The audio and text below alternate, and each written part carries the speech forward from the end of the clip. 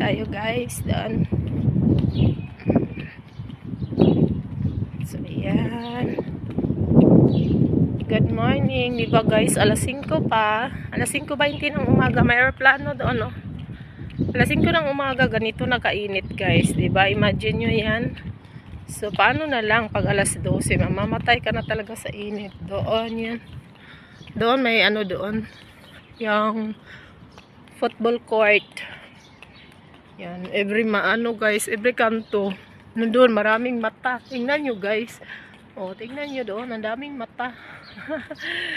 Kaya no, anong mata? Camera. Doon guys, o, ang dami guys. O. Maraming mata guys. Kahit ano dito, sobrang safe dito guys. Safety talaga dito sa ano namin compound. Ayan. Ito na tayo. Tapos pa, liko tayo banda. May ano dyan, balikuan dyan. Tingnan mo yung mga flower nila nandun sa mga pitala. Oh, naku, namatay na yung mga flower. Dahil sa flower doon, may basketball court doon. Nahingal na ako guys. Nahingal na ako. So, ayan.